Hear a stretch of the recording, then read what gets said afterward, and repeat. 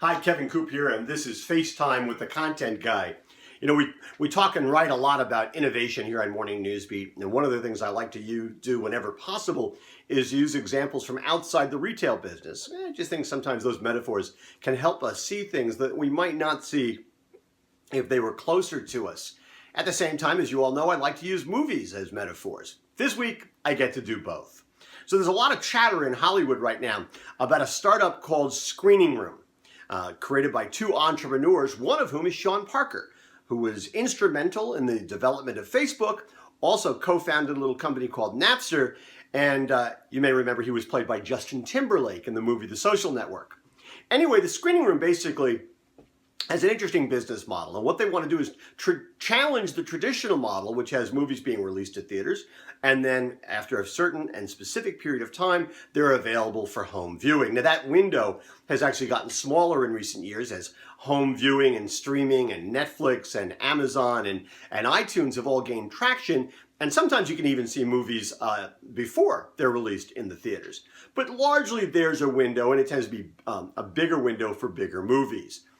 Basically, Screening Room wants to basically sell consumers a $150 set-top box, like we need another one of those, and then charge people $50 to watch movies on the day that they're released, and these are big mass market movies, and that window would only be open for 48 hours. Okay, so that's what they want to do.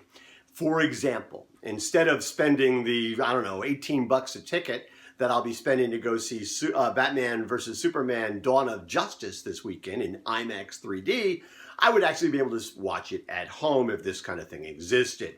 Now, I wouldn't get the full impact, of course, but I'd be able to watch it at home. The problem, of course, is not everybody in the business likes this idea.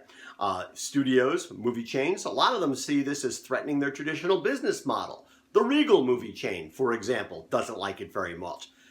Disney doesn't like it. Warner Brothers doesn't like it. Paramount, 20th Century Fox, Universal, none of them like it. And directors like Christopher Nolan and Brett Ratner have come out against it. They just see this as being a really bad thing for the movie business. But there are some folks who think, well, maybe this is one version of the future. AMC, the movie theater chain, they've sort of looked at this and said, okay, maybe we can figure out a way where we can live with this and actually make it work. Directors such as Ron Howard, J.J. Abrams, Peter Jackson, and another guy you may have heard of named Steven Spielberg. They think, okay, then maybe there is a role for this. Now remember that old line we like to use from Star Trek, that everything is impossible until it's not? Well, I think that's exactly where we are here. In the end, if consumers want to watch more and more movies at home, that's what the industry is going to have to do. They have to provide the consumer what he or she wants. And they're going to have to adjust their business models for this fact. They're going to have to figure out a way to make it work, or they're going to be irrelevant. Listen, they're going to have to produce movies that are going to make people want to go to the theaters. And that's exactly, I think, the case with the Batman Superman movie, right? It's a big movie, it's lots of special effects, it's going to be better in IMAX 3D. Give me a reason to spend $18 to go to the theater and I'll do it. If you don't give me a reason, then I probably won't. And listen, let's face it, there are a bunch of movies out in the theaters right now that probably wouldn't matter whether you saw it in the big screen or the small screen. I'm thinking of Whiskey Tango Foxtrot, or the sequel to My Big Fat Greek Wedding, or a little Sally Field independent called Hello, My Name is Doris. I don't know if it matters that you see these in the theater. It just doesn't. And so I think that companies are going to have to adjust the way that they do business. It's the same way with retailers, right? If retailers say, well, we're going to compete with Amazon, they got to figure out a way to create a store that has a compelling enough experience to make people not want to shop online. That's just the simple reality of competing in today's marketplace.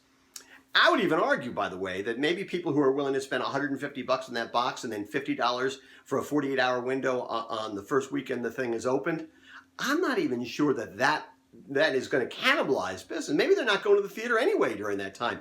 Maybe that ends up being incremental income for the studios and the theaters, not cannibalizing ticket sales. Listen, I think all these people, all these companies, everybody's going to experiment. They're going to try and find the balance. They're going to try and figure out ways to make these things work.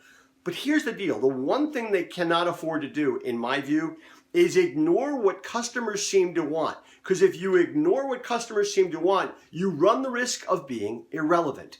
And here's the bottom line truth. Irrelevance is to a business what kryptonite is to Superman.